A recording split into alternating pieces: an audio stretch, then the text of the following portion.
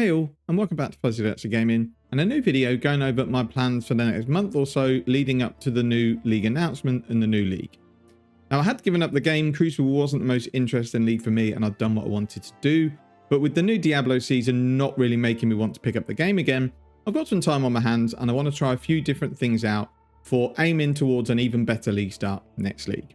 So there's a few things I want to do.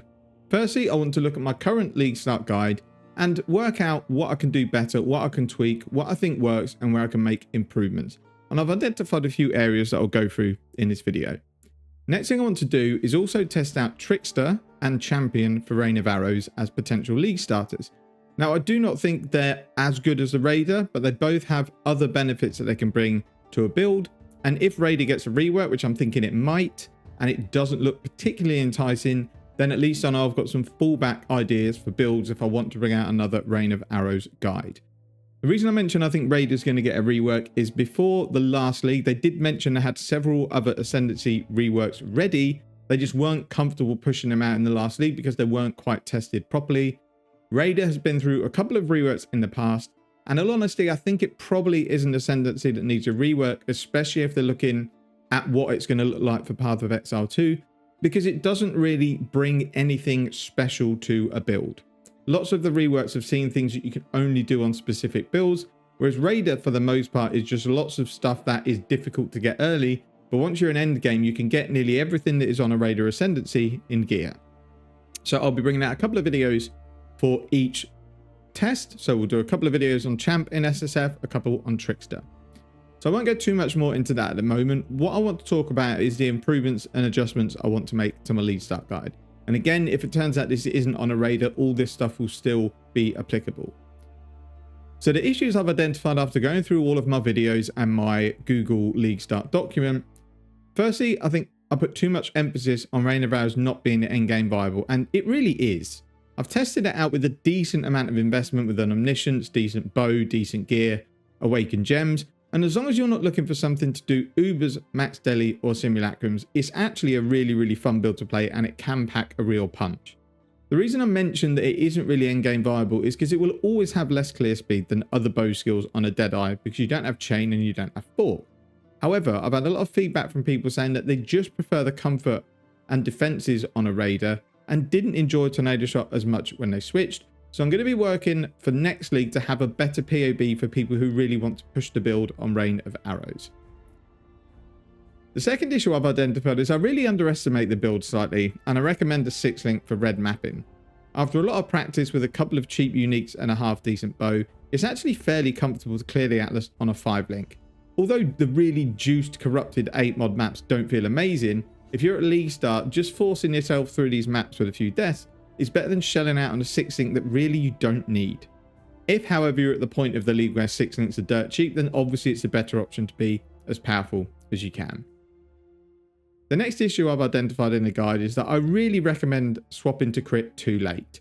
After looking at POBs and testing it, there is no reason you shouldn't be swapping to crit around level 75 to 80, even with minimal crit gear. You do start to surpass precise technique much earlier than I thought.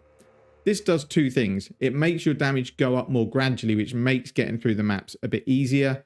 The main problem with precise technique is you do hit a damage ceiling and all you can do to get more damage is get more flat damage on your gear. When you get crit, you're going to be getting more and more crit nodes as you go through the 80s, so you can see your power spiking up and it just feels much better than just sort of plateauing on your damage. So in both the tests I'm doing, I'll be looking to switch to crit on a 5-link at around level 75 to 76, and we'll see how it feels. Another thing I've identified that I think is probably not the best thing for new players is my leveling tree really doesn't get any life in it until the second half of the axe. I think this is fine if you're an experienced player because you want to get through the axe as quickly as possible, and damage is always going to be better than life. But if new players pick up my build, maybe lots of people tire of Diablo, decide to look at my league start guide, and then they're just getting obliterated in the first 5 acts because they're running around with like 800 life, I don't think it's a great experience. So I'm going to try and find a better balance between life and damage. I will always put a POB for the fastest way to level, but it doesn't necessarily mean for new players that it's the best. I at least want to give people options to either go a more safer route that might take, half an hour more to get you through the campaign, and one that basically just looks at damage to get you through whether you take a death or two or not. And then lastly for the guide, it's something I've wanted to look at for a while, is testing point blank on rain of arrows. Now it works, it 100% works. Point blank works with rain of arrows because it's done how far the projectile travels, not the distance that it goes up and down. It's how far away you are to where that arrow lands. And for a boss that you need to kill and you need a bit of extra damage, point blank is a no-brainer. It is a massive damage increase if you can stay on top of the boss. However, for mapping, I'm not sure it's that great because a lot of time when you're mapping, you might want to kill stuff on the edge of the screen. You might miss a few enemies and want to just shoot them from a long way away, and point blank doesn't really help you out there. You lose a lot of damage. I also think if you're a new player, if you run point blank, you're almost locked into being in melee range when you're fighting enemies. And if you're not used to all of the different mechanics and enemy attacks in the game, this could cause you a lot of deaths and can be quite frustrating. So I'm going to test out just not running point blank at all and see how it feels. I do think I'm going to notice the damage reduction that we have on enemies because a lot of the time with rain of arrows you are very close, but it just frees up more options for you if you want to be a bit safer and stay away from enemies. It also frees up a travel point. So along with getting your point for point blank back, you also get a point back for one of the travel nodes. So that gives you an extra 2 points. So this could go into something like a jewel socket. You might be able to get a couple of damage nodes that overall give you 5% more damage, or you might be able to get 10% more life. So I do need to factor that in as well. So yes, we might lose some damage from point blank, but can we get quality of life and damage that will make up for that? There is always the option that you can respec for 2 points on a boss fight if you definitely need that point blank damage to get you through the fight. A prime example being when you get your Exarch and Eater for the first time, you may want to spec into point blank because the fights aren't that deadly in the beginner, and 30% more damage is just insane for bosses. So it's something you might respec to just for bosses and then go back and take it out for when you go back to mapping.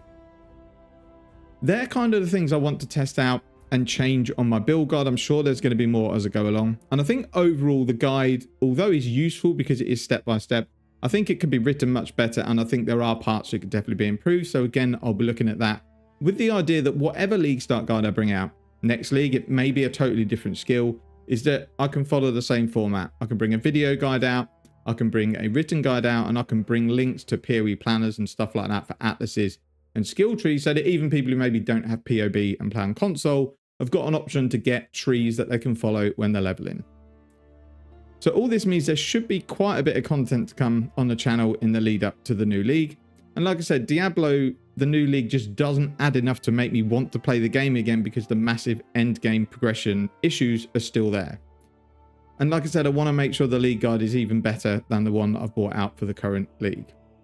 So the plan for the 2 new characters is to do fresh SSF runs. I do feel, however, that both these builds might need the Tanuahi unique gloves that I've tested on a few different builds for them to feel as fast and smooth as a raider.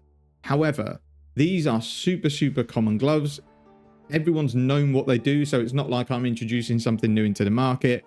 Jungrone's done videos on the gloves, other people have, and even at League Start with all the hype, they were still only 4 chaos.